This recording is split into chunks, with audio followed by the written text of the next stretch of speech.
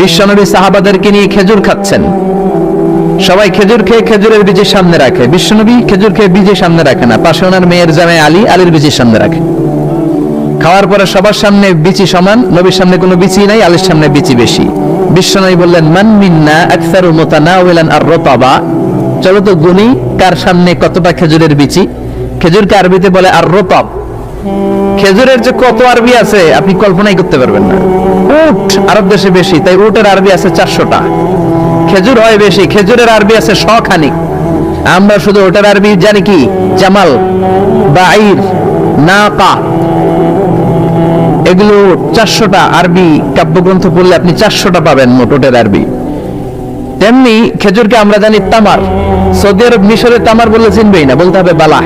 আতি kilo Balah, 1 KG Balah দেন। Balah মানে খেজুর, তামার মানে খেজুর, রতাব মানে খেজুর। কোরআনে আছে রতাবান জানিয়া।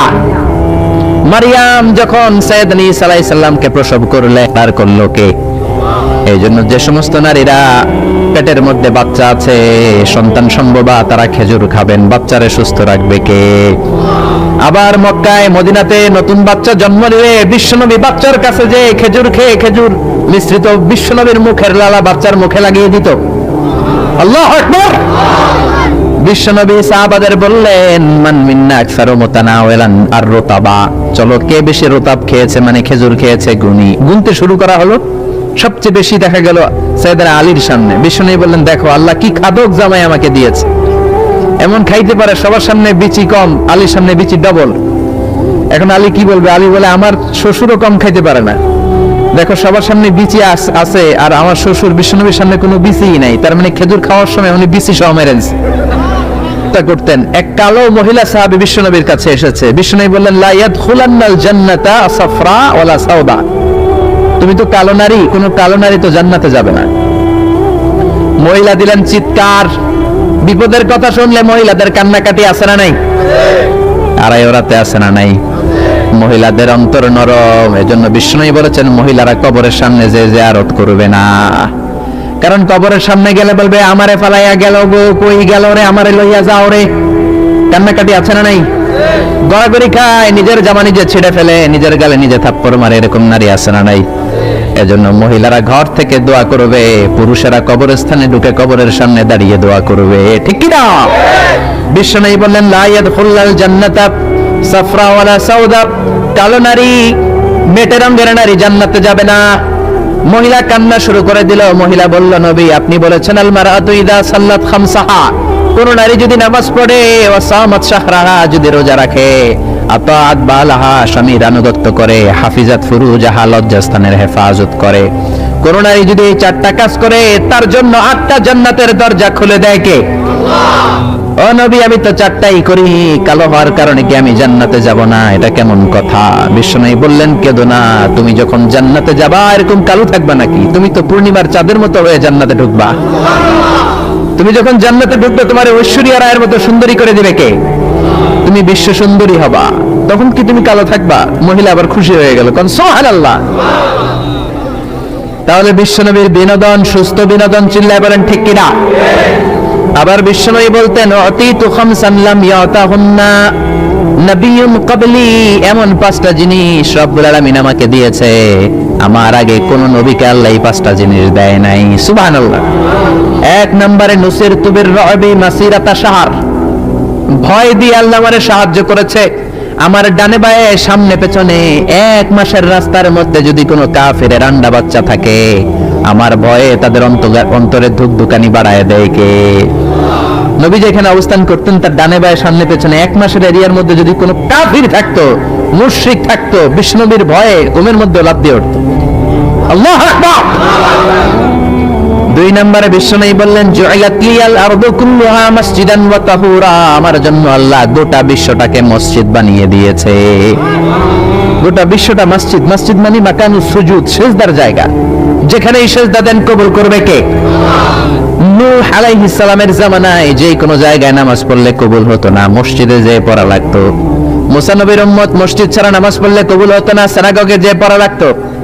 ঈসা নবীর জামানায় ইবাদতখানায় যে পড়া লাগতো, কিন্তু আমরা যেইখানে নামাজ পড়ি কবুল করে কে? আজকের এই প্যান্ডেলে যদি নামাজ পড়ি কবুল হবে কি হবে না? বাইতুল মুকাররমে হবে কি হবে না?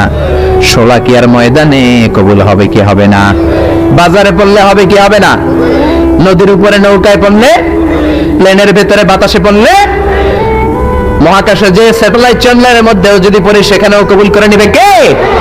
জমিনের যেই জায়গায় নামাজ পড়ো কবুল করে নেওয়া হবে। আবার বললেন পুরো জমিনটারে আল্লাহ আমার জন্য তহুর বানিয়ে দিলেন। فإن لم تجدوا ماء فتيمموا صعيدا طيبا। নামাজের সময় যদি তোমরা ওজুর জন্য পানি না পাও, তায়াম্মুম করলেও কবুল করবে কে? এই সব জায়গায় নামাজের অনুমতি আর তায়াম্মুম, এটা কোন নবীর ছিল না, এটা স্পেশালি আল্লাহ বিশ্ব নবীকে দিয়েছেন। সুবহানাল্লাহ। মা আয়েশাকে নিয়ে বিশ্বনবী বানুল মুস্তালিকের যুদ্ধ থেকে রওনা হলেন। প্রতিমধ্যে মা আয়েশার গলার স্বর্ণের হার চুরি হয়েছে কিংবা হারিয়ে গিয়েছে। মা আয়েশা কান্নাকাটি করলেন, আমার হার, আমার হার।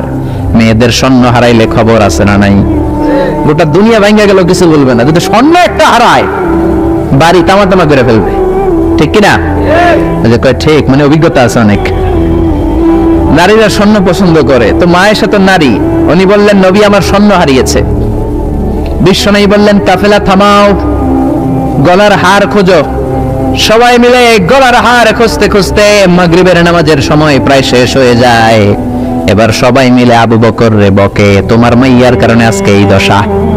তোমার মেয়ে যদি গলার হারটা না হারাইতো তাহলে তো আমরা যেখানে পানি আছে ওইখানে পৌঁছে যেতাম, ওখানে নেমে ওযু করে নামাজ পড়তাম। তোমার মেয়ের কারণে আজকে এই দশা, এখন সবার নামাজ কাজা, নবীর নামাজও কাজা। আল্লাহ বললেন খবরদার, এই মেয়েটারে গালি দিবি না, এই মেয়েকে গালি দেয়া যাবে না আয়েশার সম্মানে। আজকে আমি তায়াম্মুমের বিধান নাজিল করে দিলাম। فإن لم تجدوا ماء فتيمموا صعيدا طيبا। কোথাও যদি ওযুর জন্য পানি না পাও, মাটি দিয়ে তায়াম্মুম করো, কবুল করে নিবে কে? মা আয়েশা বলতেন আমাকে আল্লাহ এমন 5টা জিনিস দিয়েছেন বিশ্বনবীর কোনো বউকে আল্লাহ দেন নাই। এক নম্বরে আমি বিশ্বনবীর একমাত্র কুমারী বউ, বাকি বউগুলা ছিল বিধবা, এর আগে কয়েকটা করে বিয়ে হয়েছে, শুধু আমারই বিয়ে হয় নাই। সুবহানাল্লাহ। 2 নম্বরে আমি যখন শীতের রাতে নবীর সাথে এক লেপের নিচে ঘুমাতাম, তখনও জিবরাইল কোরআন নিয়ে নাজিল হয়ে যেত। অন্য বিবিদের সাথে যখন কোন ঘরে এক খাটের মধ্যে শুয়ে থাকতো তখন কোনোদিন কোরআন নাজিল হয় নাই, শুধু মা আয়েশার সাথে যখন থাকতো তখন কোরআন নাজিল হতো। সুবহানাল্লাহ। আবার মা আয়েশা বলতেন আমার ঘরে বিশ্বনবীর কবর। আবার বিশ্বনবী যখন তার শেষ নিঃশ্বাসটা ত্যাগ করেছেন, বিশ্বনবীর মাথাটা ছিল আমার কোলের উপরে। আবার বিশ্বনবী বলতেন ও দুনিয়ার মানুষেরা শোনো শোনো, ওযুর পানি না থাকলে যে তায়াম্মুম করে নামাজ পড়ো, এটাও তোমরা আমার কারণে পেয়েছো। আল্লাহু আকবার।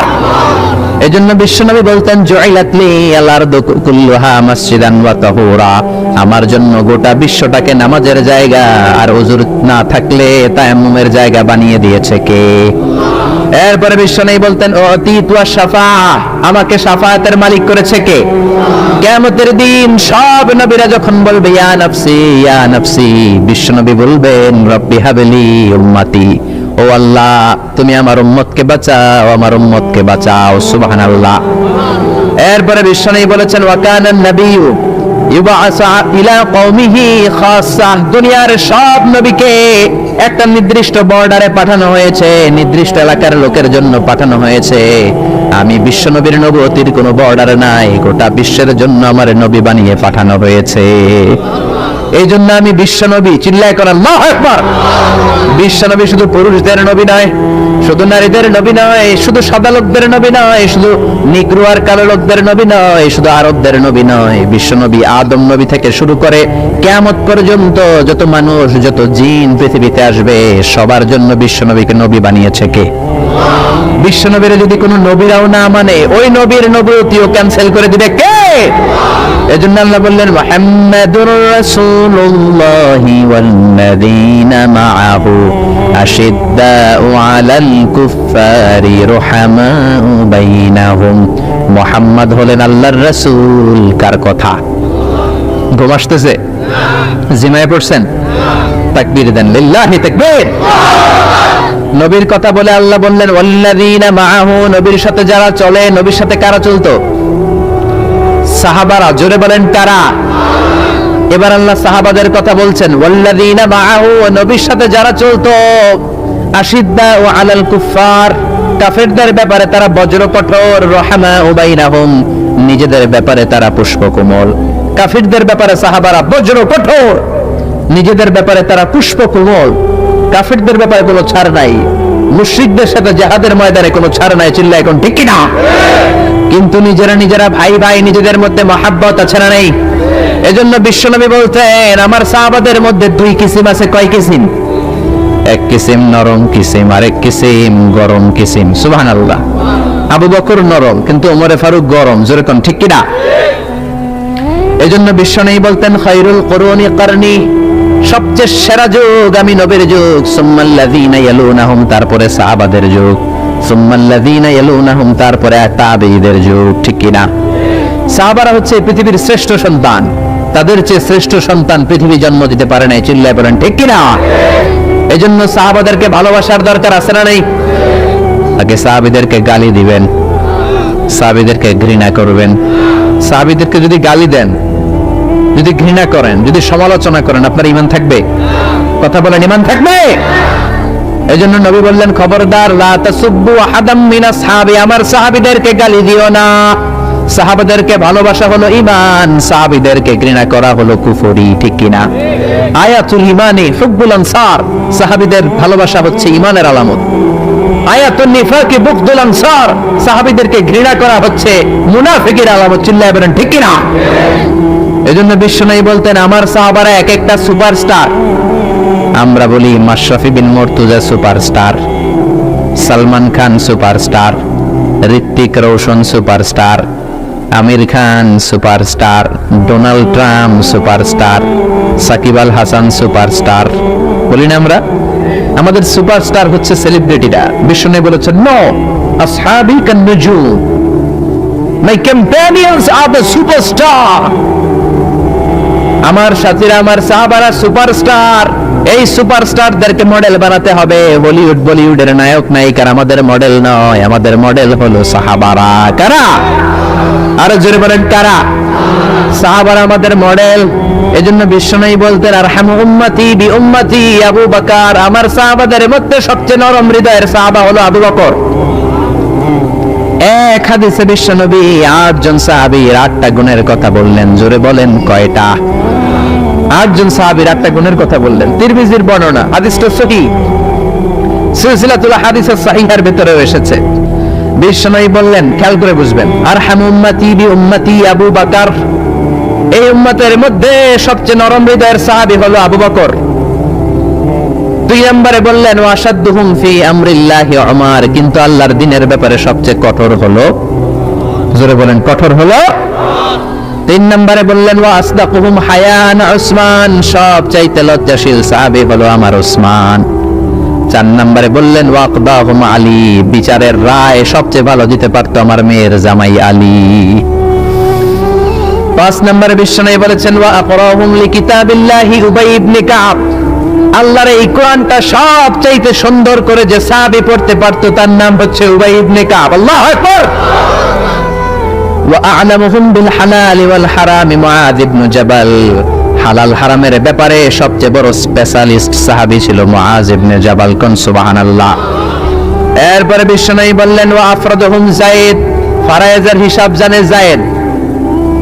আলা ইন্না লিকুল্লি উম্মাতিন আমিনুন ওয়া আমিনু হাযিহিল উম্মতি আবু উবাইদা ইবনুল জাররাহ, সব জাতির মধ্যে বিশ্বস্ত একজন লোক থাকে, আমার সাহাবীদের মধ্যে সবচেয়ে বিশ্বস্ত সাহাবী আবু উবাইদা ইবনুল জাররাহ। সুবহানাল্লাহ।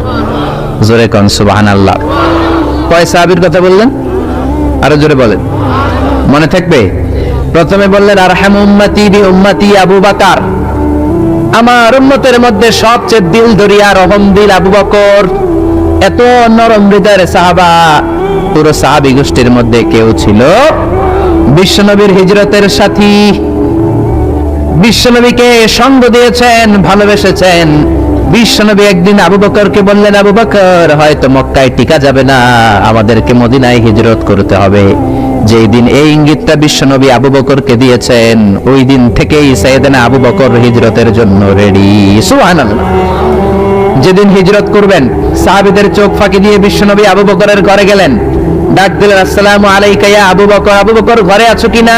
ডাক দিতে দেরি, ব্যাগ নিয়ে আবু বকরের বের হতে দেরি হয় না। আল্লাহু আকবার।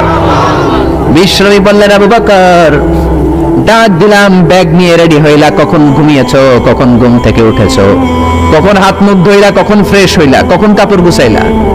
আবু বকর বলল, নবী যখন বলেছেন হিজরতে আপনার সাথে আমারও যাওয়া লাগবে, ওই দিন থেকে আজ পর্যন্ত আমি আবু বকর আমার পিঠটার বিছনাতে লাগাই নাই।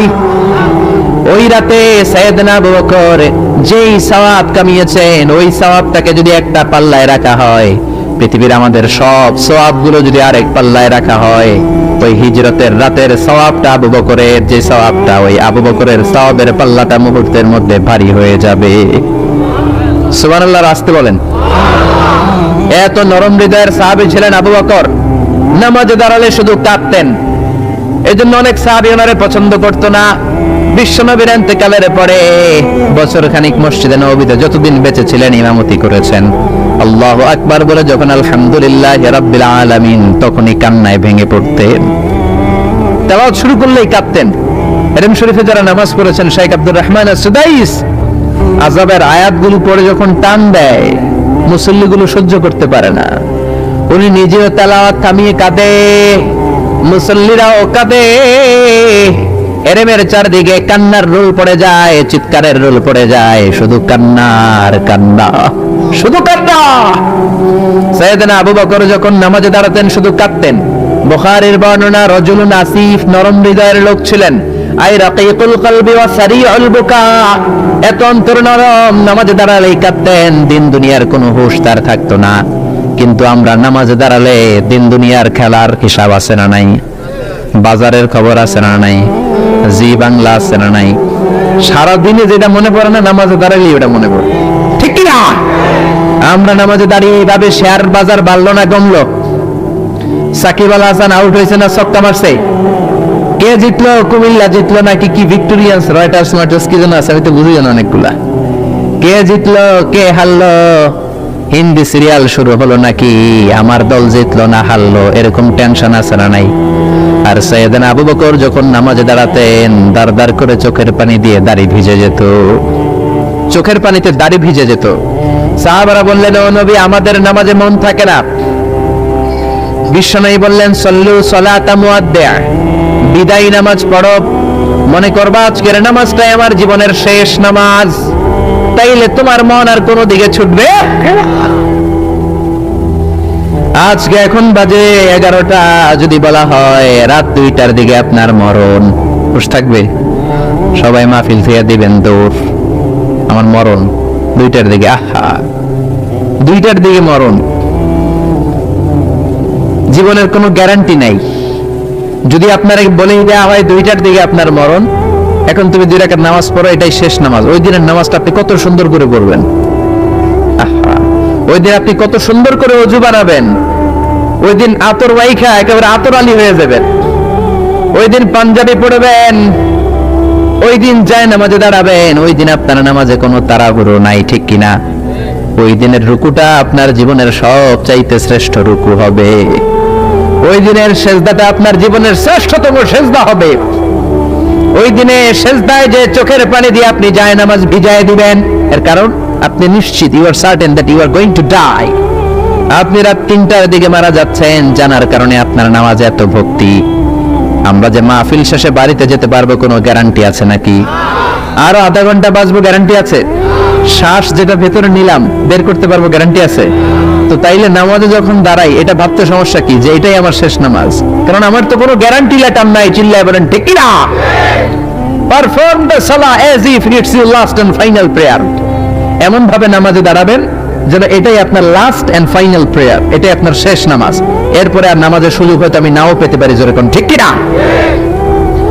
এই কথা যখন সাহাবারা শুনলেন, আর নামাজে নড়েও না চড়েও না। মরুভূমির মাঝখানে যখন সাহাবারা দাঁড়াতেন, আকাশের পাখিগুলো খেজুর গাছ মনে করে সাহাবাদের মাথায় এসে বসে যেত। সুবহানাল্লাহ, বাড়িতে যে পাখিগুলো মনে করতো এগুলো মরুভূমির মাঝখানের খেজুর গাছ, মাথায় এসে বসে যেত।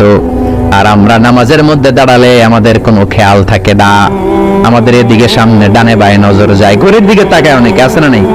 নামাজের পর আবার এমনি তাকায়, হাদিসে এসেছে আপনার নজর যখন একবার নামাজ ছাড়া অন্যদিকে দেন, আল্লাহ বলে আকবিল, বান্দা ফিরে আয়।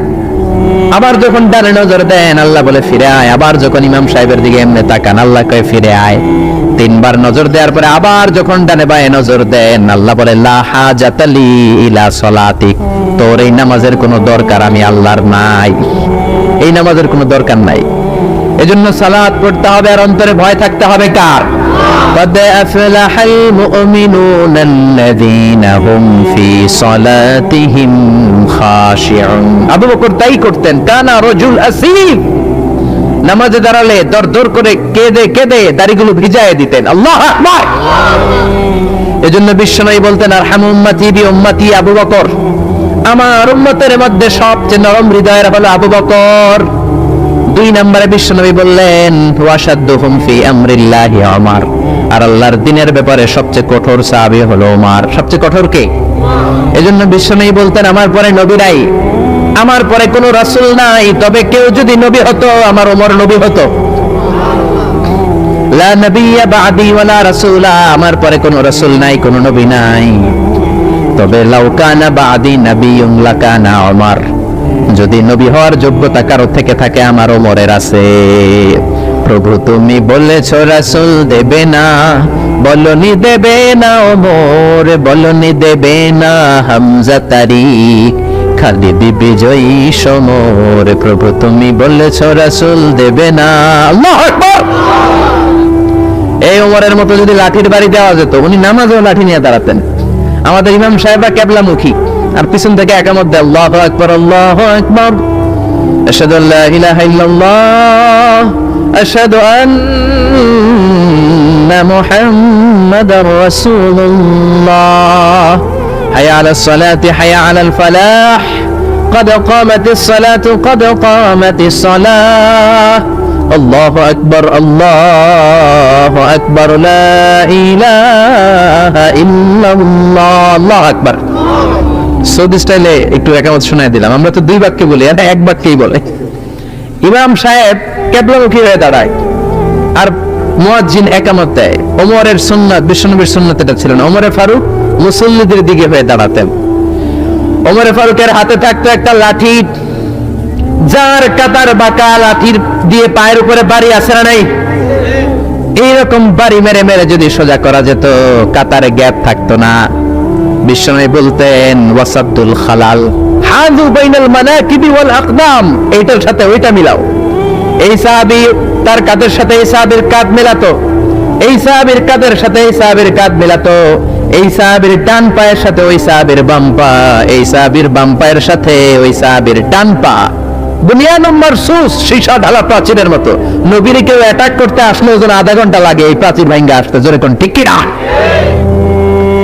এই জন্য সাহাবীদের জামা সবার আগে এদিক দিয়ে শিখতো, ধাক্কাধাক্কির কারণে নামাজে টাইট হয়ে তারা দাঁড়াতো। সাইয়েদনা ওমরে ফারুক লাঠি দিয়ে কাতার সোজা করে দিতেন। কারো যদি কাতার বাঁকা হতো লাঠি দিয়ে মারতেন, এই সোজা করো। এই জন্য লাঠিরও দরকার আছে না নাই? আবু বকরের মতো নরম হৃদয়ের সাহাবা যেমনি দরকার, ওমরের মতো গরম দু একটারও দরকার আছে না নাই? আমরা সারা জীবন ওয়াজ করলে আপনারা নামাজি হবেন না, এটা জানি। যাদের নসিব ভালো দু চারজন হবেন, বেশিরভাগই বেনামাজি। আমি সারা জীবন যদি মাদক নিয়ে ওয়াজ করি, গাঞ্জা খাওয়া বন্ধ হবে? কিন্তু প্রধানমন্ত্রী যদি বলে কালকে থেকে কেউ যদি ইয়াবা টানে, জাগার মধ্যে ওর পিঠের মধ্যে 100 বেত, 10,000 টাকা জরিমানা, 10 বছরের জেল। ইয়াবা বাবা পাওয়া যাবে? আর গাঞ্জা বাবা থাকবে? বাংলাদেশ থেকে গাঞ্জা নাই। প্রধানমন্ত্রী যদি বলে নামাজ না পড়লে 10,000 টাকা জরিমানা, এক ওয়াক্ত ছাড়বি 10,000 টাকা দিবি, বাংলাদেশের সব মানুষ মুসল্লি হয়ে যাবে। এজন্য বিশ্বনবী বলতেন ইন্নাল্লাহা লা ইয়াযাউ বিল কুরআন, আল্লাহ কোরআন দিয়ে যেটা সমাজে করান না, ইয়াযাউ বিস সুলতান, এটা ক্ষমতা দিয়ে করান। ঠিক কি না? প্রধানমন্ত্রী ক্ষমতার মসনদ থেকে মাইরের ঘোষণা দিবে, আর আমরা ওয়াজ করে যান। ওয়াজ আর মাইরের সমন্বয়ে ইসলাম কায়েম করবে কে? শুধু ওয়াজ দিয়ে ইসলাম কায়েম হবে? ওমরে ফারুক তাই করতেন, লাঠি দিতেন, লাঠি দিয়ে সোজা করে দিতেন। এজন্য শয়তান ওনারে ভয় পেত। বিশ্বনবী বলেন ওয়াল্লাযী নাফসি বিয়াদি, যে আল্লাহর হাতে আমার আত্মা, ওমর ওই আল্লাহর কসম করে বলি, মা সালাকা আশ-শাইতানু সালিকান ফাজ্জান ইল্লা সালাকা ফাজ্জান গায়রা ফাজ্জিক, তোমার যদি ইবলিস কোন রাস্তা দিয়ে আসতে দেখে, ইবলিসের বাপের কিনা, ইবলিস ওই রাস্তা ধুইয়া আরেক রাস্তা দিয়ে হাঁটে। ওমর, তোমার যদি শয়তান দেখে তুমি এই দিক দিয়ে আসো, শয়তান জীবনে এই রাস্তা দিয়ে চলবে না, আরেক রাস্তা দিয়ে শয়তান দেয় দৌড়। ও মিয়া, যেই লোকরে শয়তান ডরায় ওই লোকের ঈমানটা কেমন ছিল জোরে বলে আল্লাহু আকবার। মুনাফিকের বাচ্চারা ভয় পেত ওমরে ফারুককে, জমের ভয়। এমনকি বিশ্বনবীর বিবিরাও ভয় পেত। বিশ্বনবীর বিবিরা মাঝে মাঝে নবীরে ধরতো, ও নবী আমার এইটা লাগবে ওইটা লাগবে। বিশ্বনবী বললেন লাগবে লাগবে, বললে তালাক দিয়ে দিব, যাও তালাক দিয়ে দেব। ধনী সাহাবীর কাছে যে বিয়ে বসো, আমি নবীর কাছে থাকলে এইভাবেই থাকতে হবে। কিন্তু বিবিরাও ছাড়ার পাত্র না। সব বিবিরা একবার বিশ্বনবীরে ধরলেন, ধরে বলে, ও নবী, আয়েশার বাড়িতে যেদিন থাকেন ওই দিন সাহাবীরা বেশি বেশি হাদিয়া পাঠায় কেন? আমাদের ঘরে যে দিন থাকেন হাদিয়া পাঠায় না কেন? আচ্ছা, ইমাম সাহেবের বাড়িতে কে হাদিয়া পাঠাবে, কি গিফট দিবে তারে, এটা কি উনার বিষয়? যিনি দিবে এটা উনার বিষয়, ঠিক কি না? বিবিরা বললেন, আমাদের ঘরের জন্য হাদিয়া পাঠায়, আপনি মসজিদে এলান দিয়ে দিয়েন। বিশ্বনবী কয় আমি পারুম না। বিবিরা কয় পারতেই হবে। বিশ্বনবী বললেন, না না, আমি এই কথা মসজিদে বলতে পারবো না। বিবিরা বললেন, আপনি বলতেই হবে। ইন দা মিন টাইম দরজার বাইরে থেকে কে যেন সালাম দিল, আসসালামু আলাইকুম ওয়া রাহমাতুল্লাহ।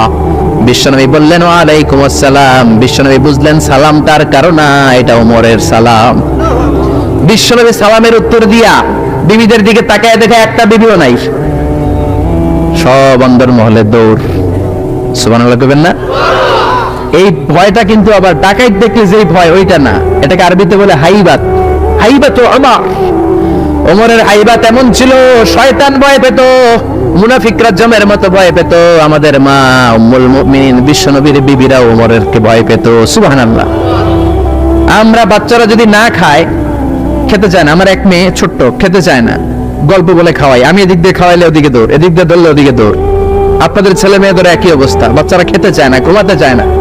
তখন আমরা বলি ঘুমাও না হলে বাঘ আসবে, বাঘ, বিড়াল আসবে, বিড়াল। আপনারা কি কন? আর ওরাতে বিলাই, বিলাই আইব, কুত্তা আইব। আমরা বলি কুকুর আসবে, বিড়াল আসবে, ঘুমাও ঘুমাও। বাচ্চারা তখন ভয়ে ঘুমায়। ওমর ফারুক যখন মদিনার গভর্নর, মদিনার প্রেসিডেন্ট, মদিনার মায়েরা বিড়াল আর বাঘের ভয়ে দেখাতো না। বাচ্চারা যখন মদিনাতে খেতে চাইতো না, ঘুমাতে চাইতো না, মদিনার মায়েরা বলতো তাড়াতাড়ি ঘুমা, ওই যে ওমর আসতেছে, ওমর। চিৎকার করে পড়েন আল্লাহু আকবার। সবার জন্য সমান নীতি। 10 বছরে গোটা বিশ্বের অর্ধেক ক্যাপচার, পৃথিবীর অর্ধেকটা ক্যাপচার করলেন সাইয়েদনা ওমর। নিজ হাতে পিটিয়ে নিজের ছেলেকে বেহুশ করেছেন। আরেক বর্ণনায় আছে পিটিয়ে ছেলেটাকে নিহত করেছেন। যদি বর্ণনাটা দাইফ, কিন্তু আমাদের জন্য শিক্ষা আছে বর্ণনায়। হঠাৎ একবার ঘরে ঢুকলেন, ওই ছেলের নাম ছিল আবু শাহমা, মূল নাম আব্দুর রহমান। ওনার বিখ্যাত যে ছেলে আব্দুল্লাহ ইবনে ওমর, উনি আরেকজন। আরেক ছেলে ছিল আব্দুর রহমান, মারুফুন বিআবি শাহমা, সবাই তারে ডাকতো আবু শাহমা বলে। একদিন ঘরে ঢুকে দেখে মদের গন্ধ পাওয়া যায়। আবু শাহমারে বললেন, ইয়া আবা শাহমা আশারিবতা খামরান, মদ খাইছস? কয় না আব্বা, শারিবতু নাবিজান, নাবিজ খেয়েছি। খেয়াল রাখবেন, মদ হারাম, মদ খেলে আশিবেদ, কিন্তু নাবিজ খাওয়া হালাল। নাবিজ হচ্ছে আরব দেশেরা খায়, সাদা দুধের মধ্যে রাতে শক্ত খুরমা যদি 5টা ফেলে রাখেন, সকালে ওইটা দেখবেন দুধের রং আর সাদা নাই, খুরমার রস টেনে দুধটা লাল হয়ে গেছে। এটা খেলে স্বাস্থ্যের জন্য আরব দেশে খুব ভালো, কিন্তু এটা রাতে ভিজাইলে সকালেই খাইতে হবে। এটা যদি 3 দিন রেখে দেন, 4 দিন রেখে দেন, এটা তারির মতো মদ হয়ে যাবে, মাতলামি হবে, খাওয়া যাবে না। ওমরের ছেলে ওই মজাটা নেওয়ার জন্য 4 দিন ভিজায় রাখছে, তারপরে নাবিজ নামক মদ খেয়েছে। ওমর বললেন, মদ খাইছিস নাকি? আবু শামা বলে, খাই নাই। ওমর বললেন, তাআলা ইলা, এদিকে আয়, ইফতাহ ফামাক, মুখ খোলো। মুখ খোলার পরে গন্ধ নিয়ে দেখে নাবিজ মাখানো মদের গন্ধ পাওয়া যায়। কোনো কথা নাই, কলারটা ধরলেন, টানতে টানতে মসজিদে নববীর বারান্দার পিলারে নিয়ে বাঁধলেন। জোরে আজান হলো, নামাজ পড়লেন। নামাজের পরে সালাম ফিরালেন। সালাম ফেরানোর পরে বললেন, মাকানাকুম ইনদা রাহাত। নামাজের পরে সুন্নত পরে সবাই বসবেন, একটা বিচার আছে। এই গুরুদণ্ড, এটাকে আরবিতে বলে হাদ, প্লুরাল হচ্ছে হুদুদ। সবাই যখন ওযু করে ঢুকতেছিল, বারান্দায় দেখে ওমরের ছেলে বাধা। সবার চিন্তা, হায় হায় কি ঘটনা ঘটলো, প্রেসিডেন্টের ছেলে পিলারের মধ্যে বাধা কেন? নামাজের পরে হাজার হাজার সাহাবী সবাই বলল, খলিফা কি হয়েছে? মাল আমর, হোয়াট হ্যাপেন্ড? ওমর ফারুক বললেন, এটাই নাবিজ খেয়েছে, তবে এটা মদ হয়ে গেছিল, এখন 80 বেদ দিব। কানা ঘুষা হাজার হাজার সাহাবী। কেউ কেউ বলল খলিফার ছেলে তো মনে হয় মারবে না, ধমক দিয়ে ছেড়ে দিবে। এরকম কিছু বিচার দেশে আছে না নাই? মিলায় দেয়, ঘুষ খায়া ছাইরা দেয়। এমপির ভুলা হইলে 7 খুন মাফ, চিল্লা এখন ঠিক না? কেউ বলে না ওমর ছাড়ার পাত্র না, তবে 80টা মারবে না, 40টা দিবে অ্যাটলিস্ট। কয়টা? ওমর ফারুক চেয়ারে বসলেন, হাজার হাজার মানুষ, পিনপতন নীরবতা। জল্লাদে বললেন হাতি জিলদ মিন বাইতুল মাল, বাইতুল মালের ঘর থেকে খেজুর গাছের চামড়া দিয়ে বানানো বড় সাইজের একটা চাবুক আন, সবচেয়ে বড় টানবি। সবচেয়ে বড় টানা হলো। এবার ওমর ফারুক বললেন ইবদা বিসমিল্লাহ, শুরু কর আল্লাহর নামে। সাইয়েদনা ওমর ফারুকের সামনে দাঁড়িয়ে জল্লাদ মারবে 80টা বাড়ি, মারতে শুরু করেছে। ওয়াহিদ, ইসনাই, তালাতা, 3 বাড়ি মারার পরে ওমর ফারুক জল্লাদকে দিলেন এক থাপ্পড়। 3 হাত ধরে যে পড়লো জল্লাদ, জল্লাদের হাত থেকে চাবুক তুলে ধমক দিলেন, তুই কি চাবুক মারোস নাকি চাকরি বাঁচাস? আস্তে মারলি কেন? আসলে আস্তে মারে নাই, দেখেন যত জোর ছিল। ওমরের হুকুম তামিল করবে না এরকম জল্লাদ মদিনায় ছিল না, যেরকম ঠিক কিনা? যত জোর ছিল তত জোরে মেরেছে, কিন্তু ওমরের পছন্দ হয় নাই। ওমর বললেন ইনদাকা তালাতা ইনদি ওয়াহিদ, তোর হিসাবে 3টা, আমার হিসাবে মায়ের হইছে 1টা। আমি 2 নাম্বার থেকে শুরু করব। 2, 3 মারতেছে কে? মদিনাতে উনারসে পালোয়ান আর কেউ নাই। এক একটা বাড়ির আঘাতে ওমরের ছেলে আবু শামা চিৎকার করে কাঁদে। এক একটা বাড়িতে চামড়া ছিঁড়ে যায়, রক্তগুলো ছোপ ছোপ করে নববীর দেয়ালের মধ্যে লাগে। ছোট্ট ছেলেটা ডেকে বলে আব্বা আমারে মাফ করে দাও, আর জীবনে মদ খাবো না। সাইয়েদনা ওমরের পাষাণ হৃদয় নরম হয় না, কারণ আসাদুহুম ফি আমরিল্লাহি ওমর, আল্লাহর দিনের ব্যাপারে সবচেয়ে কড়া, কোনো ছাড় নাই। এক একটা চাবুক মারে, লোকজন কেঁপে কেঁপে ওঠে। 10টা-15টা মারার পরে ছেলে বেহুশ, পানি দেওয়ার পরে আবার হুশ, আবার মারা শুরু করা হলো। 30টা মারার পরে আবার বেহুশ। এইবার আবু শাহামার মা ওমরের বয়স, ওমরের পা ধরে ডেকে বলে ওমর তোমার পায়ে ধরে ক্ষমা চাই, আমার কলিজার টুকরা বাজানটারে তুমি মেরে দিও না। 80টা বেত মারতে হবে, মেরেছ 30টা, আর মারবা 50টা। যা ওমর, প্রতিটা বেতের বাড়ির বিনিময়ে আমি আবু শাহামার মা একটা করে ওট আল্লাহর রাস্তায় সদকা করে দেব। ওমর বলে না আবু শাহামার মা, এটা আল্লাহর আইন, গোটা দুনিয়াটা দিলেও একটা চাবুকের বাড়ি থেকে ওরা কেউ বাঁচাতে পারবে না। মারতে লাগলেন, আবার পানি দিয়ে আবার হুশ। ওমরের বাড়ি যে খেয়েছে সে বুঝেছে। 50টা বাড়ি মারার পরে আবু শাহামা দুনিয়া থেকে শেষ। রাগে ওমর গড়গড় করছেন, বললেন এই বেয়াদবটারে গোসল করা, জানাজা দে, কবর দে। কবর দেওয়ার পরে কবরের উপরে মারা শুরু করছে। 51, 52, 53, 80টা চাবুক মারার পরে আল্লাহরে ডেকে বলে আল্লাহ আমার ছেলে হওয়ার কারণে কোনো পার্সিয়ালিটি করি নাই, বিচারে 2 নাম্বারই করি নাই। 80টা গুনে গুনে বেত মেরেছি, দেহে যত শক্তি ছিল ততগুলো মেরেছি। কিয়ামতের ময়দানে জালিম ওমর বলে তুমি কিন্তু আমারে ডাকতে পারবা না আল্লাহ, জালিমদের কাতারে আমারে উঠাতে পারবা না, আমারে জালিম বলতে পারবা না। ওইরকম ওমরের দরকার আছে না নাই? ওই ওমরের লাঠির বাড়ি যদি থাকতো, দেশটারে মদিনা বানায় দিত কে? চোরদের হাত যদি কাটা যেত, দেশটারে সুন্দর করতো কে? একটা জিনাখোরের ফাঁসি যদি বাইতুল মুকাররমের স্কয়ারের মধ্যে দিয়ে দেয়া হতো, এরপরে আর জিনা হতো? একটার ফাঁসি হয়ে গেলে আর তনুর মতো কোন নারীকে ধর্ষিতা হওয়া লাগতো না, খাদিজার মতো কোন মেয়েকে কেউ কোবানোর সাহস পেত না। জোরে বলেন ঠিক কিনা? একটা চোরের হাত জুমার নামাজের পরে বাইতুল মুকাররমের স্কয়ারের সামনে যদি কেটে দেয়া হয়, আর কোন চোর পাওয়া যাবে নাকি? জোরে বলেন। তবে আমচোর, জামচোর, কলাচোর ওই চোর না, যেই চোরগুলো বড় বড় জিনিস চুরি করে, ব্যাংক চুরি করে, দেশের টাকা চুরি করে, এক কলমের খোঁচায় 1000 কোটি টাকা চুরি করে, ওই চোরদের হাত কাটতে হবে। শেয়ার বাজার খায়া ফেলায়, হলমার্ক খায়া ফেলায়, দেশের টাকা খায়া ফেলায়, সুইজারল্যান্ডে সব টাকা পাঠায়, এরকম বড় বড় চোর আছে না নাই? ইসলামী বিচার যদি শুরু হয়, আগে বড় চোরদের বিচার দিয়ে শুরু হবে। চিল্লায় বলেন ঠিক কিনা? এজন্য বিশ্বনবী বলতেন আসাদুহুম ফি আমরিল্লাহি ওমর, আল্লাহর বিধান বাস্তবায়নে সবচেয়ে কঠোর ছিল ওমর। এক নারী এসে বলল, ওমরে ফারুক, আমার স্বামী আমারে তালাক দিয়েছে 100টা। কয়টা? শুনতেছেন? একটু জিমাই গেলেন মনে হয়। আমার স্বামী আমাকে 100 তালাক দিয়েছে। কয় তালাক? আসলে দিতে হবে কয় তালাক? তাও একটা একটা করে, ঠিক কিনা? ওমরে ফারুক ডেকে আনলেন, স্বামীরা আনলেন, বউরা আনলেন। ও স্বামী, কয় তালাক দিছো? কয় 100টা দিছি। ওমরে ফারুক বললেন, তালাক হচ্ছে মিন শাআইরিল্লাহ, এটা আল্লাহর নিদর্শন। আল্লাহর নিদর্শন নিয়ে ফাইজলামি করার অনুমতি তোরে দিছে কে? 3 তালাকে তোর বউ তালাক, বাকি 97 তালাক তোর পিঠের উপরে পড়বে। সুবহানাল্লাহ। বাড়িতে যে বউরে 100 তালাক দিছে এক ডাকায়। ওমর ফারুক বললেন, 3 তালাকে তোর বউ তালাক, বাকি 97 তালাক তোর পিঠে। এজন্য লাঠির দরকার আছে না নাই? পৃথিবীর কেউ রুহু বানাতে পারে? বিজ্ঞানীরা প্লেন বানাতে পারে, কম্পিউটার বানাতে পারে, হেলিকপ্টার বানাতে পারে, কিন্তু গোটা বিশ্বের সব সায়েন্টিস্ট একসাথে বসে কি একটা অণু বানাতে পারবে?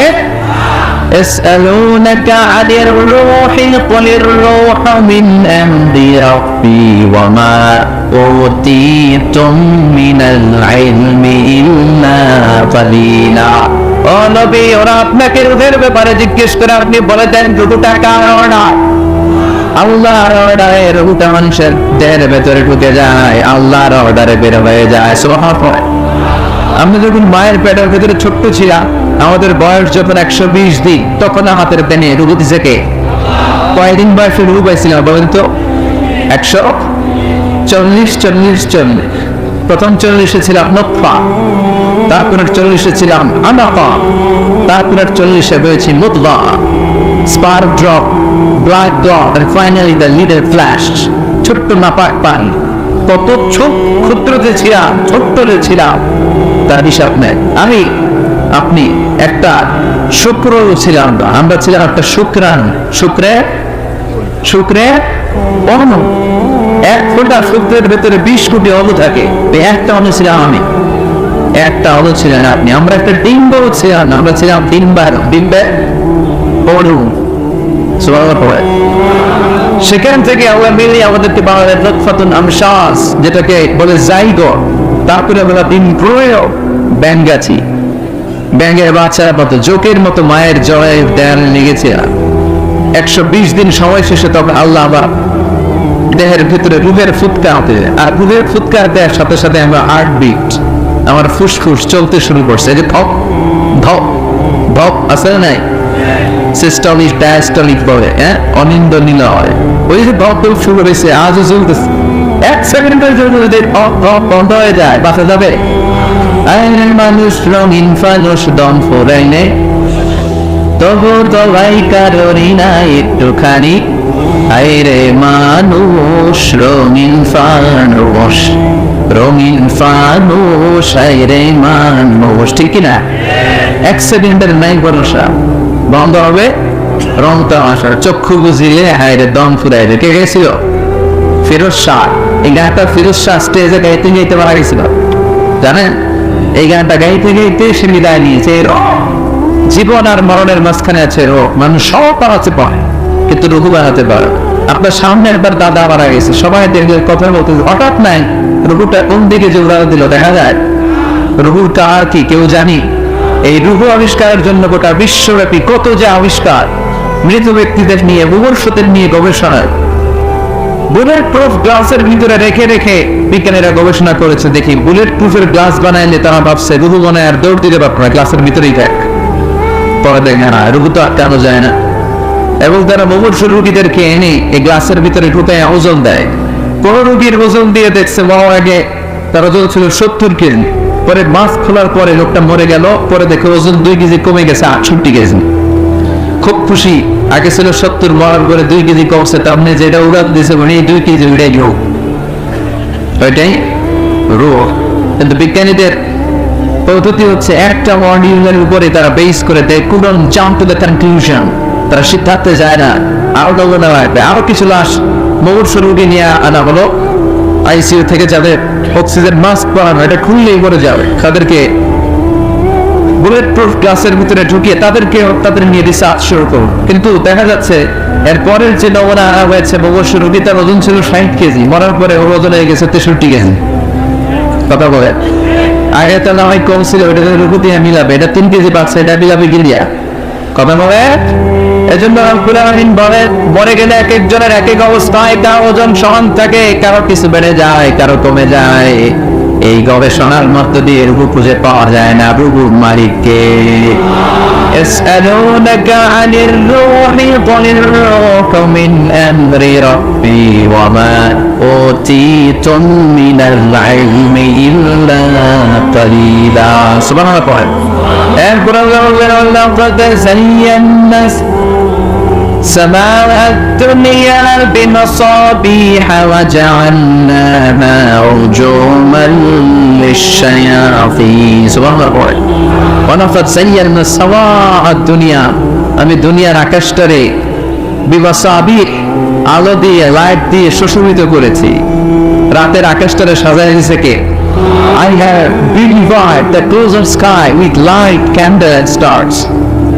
আল্লাহ বলেন প্রথম আকাশের মহাশূন্যকে আমি তারা দিয়ে সাজিয়েছি। খালি চোখে যেটা আমরা দেখি এটা কিন্তু আকাশ না, এটা মহাশূন্য। এটা কি? আপনি উপরে তাকালে যেটা দেখেন এটা কি আকাশ? না। আমেরিকা নাসা বিজ্ঞানীরাও জানেন না আকাশ কত দূরে। আকাশ কত দূরে কেউ জানে না। খালি চোখে যা দেখা যায় এটা হচ্ছে মহাশূন্য। এই মহাশূন্যের ভিতরে তারা আছে না নাই? এখন তো লাইটিং ফাইটিং এর যুগে তারার যে কি সুন্দর, যেটা টেরি পাওয়া যায় না। আমরা ছোটবেলা যখন গ্রামে যেতাম তখন দেখতাম যে রাত্রিবেলা তারাগুলো অনেক সুন্দর লাগে, তাই না? তাকিয়ে দেখবেন জলজলে একটা তারা আছে, এটার নাম ধ্রুব তারা। কিনা একটা আছে সুখ তারা, কি তার ধ্রুব তারা, সুখ তারা, অনেকে তারা চিনে না। আর একটা 7টা তারা একসাথে ছোট ছোট ছোট ছোট আছে, ওগুলো বেড়েছে, এটার বলে সপ্তর্ষি মণ্ডল, 7 তারা একসাথে। সুবহানাল্লাহ। এই তারা দিয়ে আকাশটারে সাজাও কি চিল্লায় এখন কে? কি ছোট্ট ছোট্ট তারা, এদিকে তো আজকে তারা দিয়ে সাজাইছে মাশাআল্লাহ। হ্যাঁ, ওয়ালাকাদ যায়্যানা সামাআদ দুনিয়া বিমাসাবিহ ওয়া জাআলনা রুজুমান লিশায়াতিন। ফেনের বাইরে তারা দিয়ে সাজাইছে, আজকে তাফসীর করতে সুবিধা হচ্ছে। এই যে তারা, আকাশের তারাগুলো এই ছোট ছোট বানানো, আসলে কি ছোট? কথা বলে এই যে সূর্যটা একটা রুটির মতো মনে হয়, আসলে কি রুটি? এই সূর্য পৃথিবীর চেয়ে 13 লক্ষ গুণ বড়। এই সূর্য পৃথিবীর চেয়ে 9 কোটি 30 লক্ষ মাইল দূরে। এই সূর্যের আলো পৃথিবীতে আসতে 8 মিনিট আহ্বাসের লেগে যায়। আজকে আমরা বসে আছি যে গ্রামের নাম সফরপুর। এটা কোন ধারায়? সোনাগাজী খায়। দেখেন সফরপুর গ্রামটা কত বড়, তার সামান্য একটা জায়গা নিয়ে আজকে আমাদের প্যান্ডেল হয়েছে, তাতেও প্যান্ডেলটা কত বড় মনে হয়। তাহলে সফরপুর কত বড়? সফরপুর যদি এত বড় হয় তাহলে সোনাগাজী কত বড়? সোনাগাজী যদি এত বড় হয় তাহলে ফেনী কত বড়? ফেনীটার কত বিশাল মনে হয়। তো ফেনী যদি এত বড় মনে হয়, ফেনী বাংলাদেশের 64 জেলার একটা জেলা। 64 জেলা মিলে আমার সুজলা সুফলা শস্য শ্যামলা ডিজিটাল বাংলাদেশ। এই বাংলাদেশ কত বড়? এই বাংলাদেশের চেয়ে আবার ইন্ডিয়া কত বড়? ইন্ডিয়া 20-25 গুণ বড় আমাদের। এরকম প্রায় 200টা দেশ, এমনও দেশ আছে যেগুলো বাংলাদেশের চেয়ে 100 গুণ বড়। আছে না নাই? অ্যাটলাস ম্যাপ নিয়ে যাদের ধারণা আছে তারাও জানবে যে বাংলাদেশ শব্দটা লেখার জায়গাও আমরা ম্যাপের ভিতরে পাই না। When we write down Bangladesh on map, আমাদের BA পরে ইন্ডিয়ার উপরে, DESS পরে আবার ইন্ডিয়ার উপরে, মাঝখানে 2টা অক্ষর করে বাংলাদেশের উপর। কথা বলে এত ছোট দেশ। কানাডা, আমেরিকা প্রায় 100 গুণ বড়। রাশিয়া প্রায় বাংলাদেশের চেয়ে 200-300 গুণ বড়। সুবহানাল্লাহ বলেন না? এই 200 দেশ নিয়ে প্রায় পৃথিবীর 30 ভাগ, বাকি 70 ভাগ শুধুই জলা পাই। সুবহানাল্লাহ পড়ে। এই সব মিলে আমাদের বসুন্ধরা, আমাদের পৃথিবী। তাহলে আজকের এই প্যাটার্নের তুলনায় পুরো পৃথিবীটা কত বড়, কত বিশাল। আর এই পৃথিবী এত বড়, এই পৃথিবীর চেয়ে নাকি সূর্য 13 লক্ষ গুণ বড়। Can you imagine that? তার মানে সূর্যই কি সবচেয়ে বড় তারা? হ্যাঁ, ওয়ালাকাদ যায়্যানা সামাআদ দুনিয়া। সূর্যটা একটা ছোট্ট সাইজের একটা তারা। সূর্যের পরে পৃথিবীর সবচেয়ে কাছের তারার নাম হচ্ছে প্রক্সিমা সেন্ট্রাই, তারপরে আলফা সেন্ট্রাই এ, আলফা সেন্ট্রাই বি, ইটো ক্যারিনা, বেটেলজিউস। যে সূর্য পৃথিবীর চেয়ে 13 লক্ষ গুণ বড়, বেটেলজিউস নামে একটা তারা আছে, এটা সূর্যের চেয়ে 33 কোটি গুণ বড়। তার মানে কি বেটেলজিউসই সবচেয়ে বড়? পেট্রোল ডিজেল খাইয়া হজম করতে পারে, তোমার হাজার হাজার কোটি গুণ বড়তা আমাদের গ্যালাক্সিতে আছে না ভাই? অন্য গ্যালাক্সি থেকে দেয়, আমাদের গ্যালাক্সি এরকম lakh lakh crore crore billion billion trillion zillion billion octillion তাই আমাদের গ্যালাক্সি গঠিত। এই গ্যালাক্সির নাম হচ্ছে মিল্কি ওয়ে। আমাদের গ্যালাক্সির নাম মিল্কি ওয়ে। আমাদের গ্যালাক্সির পরে আমাদের সবচেয়ে কাছাকাছি প্রতিবেশী গ্যালাক্সির নাম অ্যান্ড্রোমেডা। আমাদের গ্যালাক্সি থেকে কেউ যদি অ্যান্ড্রোমেডায় যেতে চায়, এই গ্যালাক্সি থেকে ওই গ্যালাক্সি, এরকম কত হাজার কোটি গ্যালাক্সি যে আছে তার কোনো হিসাব নাই। আমাদের গ্যালাক্সি থেকে কেউ যদি অ্যান্ড্রোমেডাতে যেতে চায় তার 2.5 মিলিয়ন লাইট ইয়ার্স লেগে যাবে, মানে 2.5 আলোক বর্ষ লেগে যাবে। 2.5 মিলিয়ন আলোক বর্ষ সুবহানাল্লাহ পড়ে। আলোক বর্ষ বুঝতে অনেকের সমস্যা। এই পৃথিবীতে সবচেয়ে দ্রুতগামী যে বিষয়টা আবিষ্কৃত হয়েছে সেটা হচ্ছে লাইট, আলো। সবচেয়ে দ্রুত ছুটে আলো। কত দ্রুত? এই আলো সেকেন্ডে 1,86,000 মাইল বেগে ছুটতে পারে। কত মাইল বেগে? 1,86,000 মাইল বেগে। ঘন্টায় না, মিনিটে না, 1 সেকেন্ডে কত দূর যায়? 1,86,000 মাইল বেগে।